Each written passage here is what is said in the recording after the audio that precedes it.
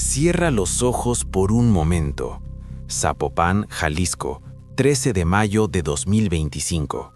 Son las 6:30 de la tarde. Valeria Márquez tiene 23 años, un salón de belleza propio y miles de personas mirándola en ese momento a través de una pantalla. Está transmitiendo en vivo como lo hace casi todos los días. Habla, sonríe y responde comentarios. Es martes. Y entonces un hombre entra al local. Pregunta por ella, la identifica y dispara. Todo queda grabado, en tiempo real, frente a sus seguidores. Lo que nadie supo hasta después es que Valeria ya había tenido un mal presentimiento ese mismo día, que alguien de su círculo más cercano la convenció de quedarse, que el hombre que entró no llegó por casualidad, llegó porque alguien se aseguró de que ella estuviera ahí. Este no es solo el caso de una influencer asesinada en vivo, es el caso de cómo se puede usar la confianza de una persona como el arma más precisa.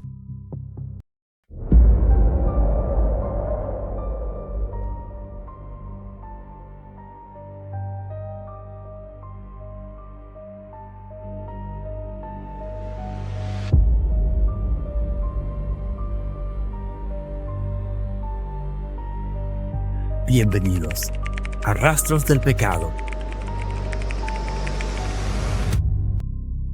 Valeria Márquez nació y creció en Zapopan, una ciudad que forma parte de la zona metropolitana de Guadalajara.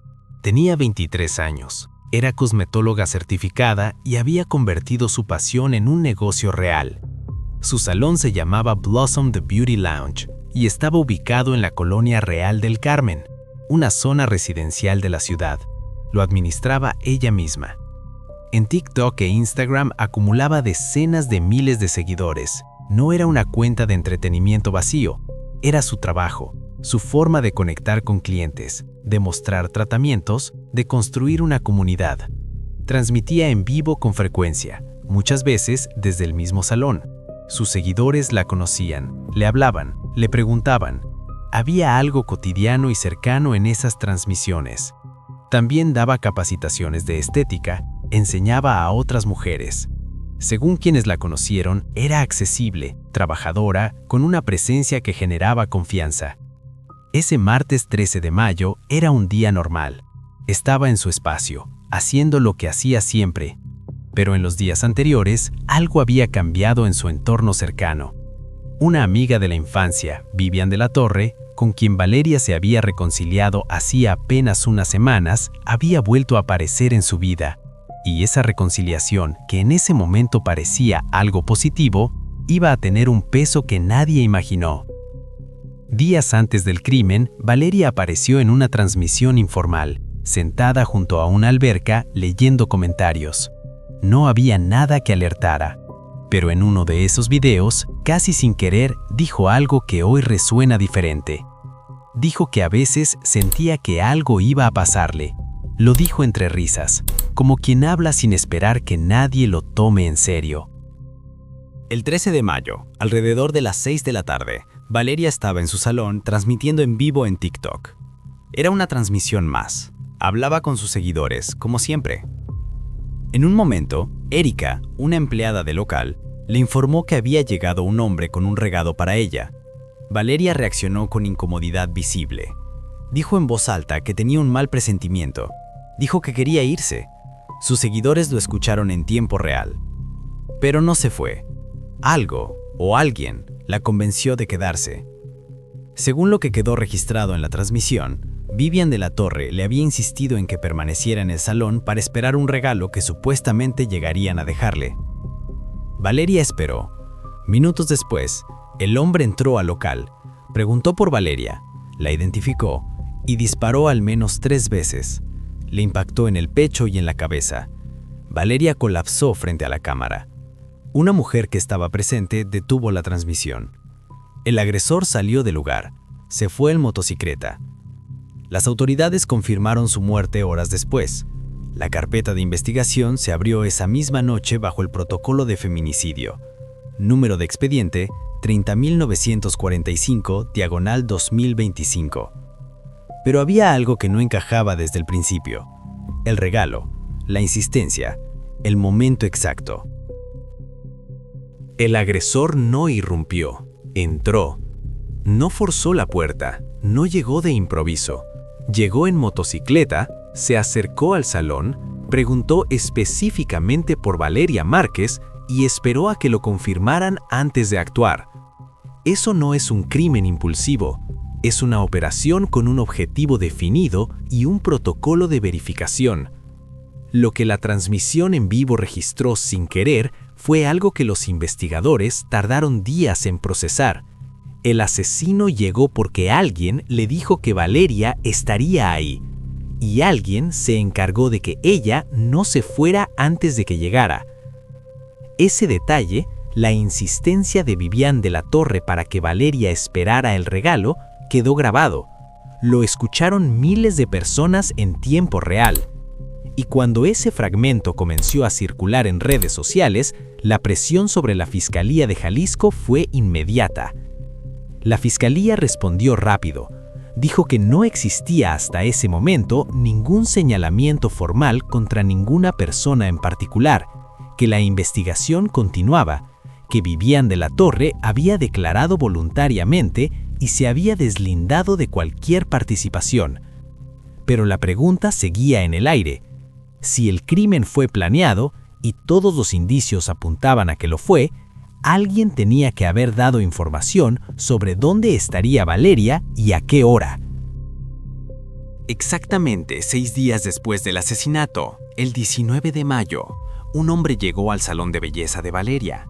No era un seguidor, no era un deudo, era un repartidor con un encargo.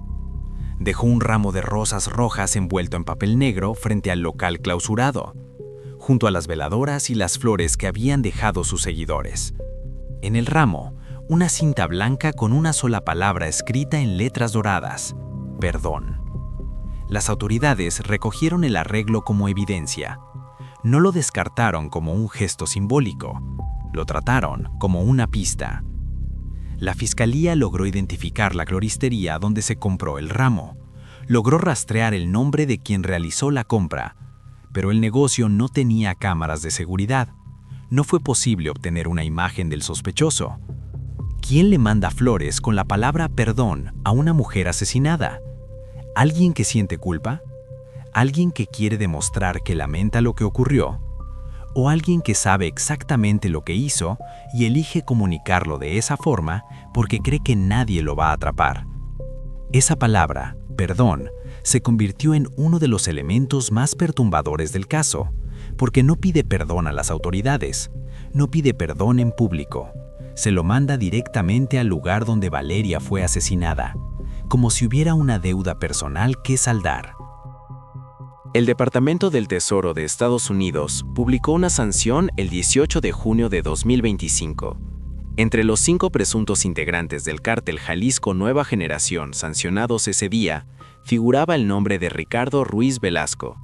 Las fuentes que reportaron el caso lo describieron como un teniente del CJNG con vínculos directos a Nemesio Ceguera Cervantes, el Mencho, y lo vincularon al feminicidio de Valeria. Medios especializados reportaron que Ruiz Velasco y Valeria habrían tenido una relación sentimental durante varios meses. La Fiscalía de Jalisco confirmó que la expareja de Valeria era una de las líneas de investigación activas, sin dar nombres. Dijo que investigaban su entorno completo. Lo que emerge de este patrón es algo que los investigadores del crimen organizado reconocen con demasiada frecuencia. Cuando una persona tiene un vínculo sentimental con alguien dentro de una estructura criminal y ese vínculo se rompe, el riesgo no desaparece con la ruptura. En ciertos contextos se multiplica. La decisión de irse no siempre es libre, y si alguien percibe que un vínculo se convirtió en una vulnerabilidad, en un riesgo de exposición, la respuesta dentro de esa lógica puede ser brutal. Valeria transmitía en vivo desde su propio negocio, con su nombre, su cara, su ubicación. Era visible de una manera muy concreta. Esa visibilidad, que en cualquier otro contexto es simplemente una carrera digital, en este contexto se convirtió en algo diferente. La Fiscalía de Jalisco acumuló más de 30 declaraciones de personas cercanas a Valeria. Analizó videos de cámaras privadas y del sistema C5. Trazó la ruta de escape del agresor. Y a 6 meses del crimen, en noviembre de 2025, el fiscal Salvador González de los Santos declaró públicamente que no se había logrado identificar ni detener a ningún responsable. Dijo que lamentablemente no había habido mayores avances.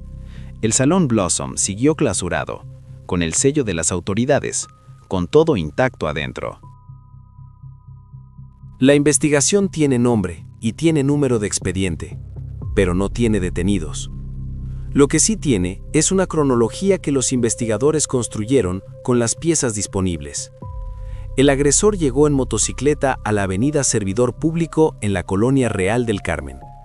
Entró al local alrededor de las 6:30 de la tarde. Preguntó por Valeria Márquez por su nombre. Disparó al menos 3 veces. Salió. Las cámaras del sistema C5 registraron parte de su ruta de huida. El Departamento del Tesoro de Estados Unidos vinculó a Ricardo Ruiz Velasco al caso en sus documentos de sanción. Ruiz Velasco ya tenía antecedentes. Medios especializados lo vincularon con el homicidio de una modelo venezolana en Guadalajara en 2012 y con otro crimen en 2017. La Fiscalía de Jalisco no emitió cargos formales contra él.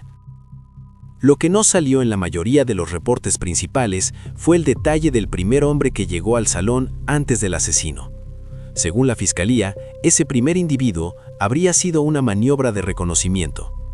Alguien que fue al local con anticipación para confirmar que Valeria estaba ahí, para verificar el objetivo antes de que llegara el ejecutor. Es decir, el crimen no comenzó cuando se escucharon los disparos, comenzó mucho antes. Alguien planificó cada parte: el regalo, la visita previa, la insistencia de quedarse, la motocicleta y hasta las flores con la palabra perdón enviadas 6 días después. Todo eso tuvo un autor intelectual, y hasta hoy ese autor intelectual no ha sido detenido. A la fecha, no hay ningún detenido en el caso. La investigación sigue técnicamente abierta. El Salón Blossom The Beauty Lounge permanece clausurado. En diciembre de 2025, fans de Valeria acudieron al lugar cerca del aniversario de su muerte y encontraron todo intacto, tal como quedó el día del crimen. La familia de Valeria no ha dado declaraciones públicas extensas. Sus amigas y seguidores llenaron sus redes de mensajes de despedida y exigencias de justicia que quedaron sin respuesta institucional concreta. En Jalisco, el Coordinador General de Seguridad Pública reconoció que los feminicidios aumentaron un 18% en 2025. Valeria Márquez es una de esas estadísticas, pero también es una persona real que estaba trabajando, que estaba transmitiendo, que dijo en voz alta que tenía un mal presentimiento y no fue suficiente para salvarla. Valeria Márquez fue asesinada en público, frente a sus seguidores, en tiempo real, en el espacio que ella misma había construido, y aún así, la persona que ordenó su muerte no ha enfrentado ninguna consecuencia legal. El sistema la registró, la clasificó y la archivó, pero la pregunta sigue ahí, sin respuesta. ¿Cuántas personas estaban al tanto de lo que iba a pasar ese martes? En el próximo episodio, un caso donde la víctima vivió años bajo el mismo techo que su agresor y nadie en su entorno supo ver las señales, hasta que fue demasiado tarde. Gracias por estar aquí. Nos vemos en el siguiente expediente.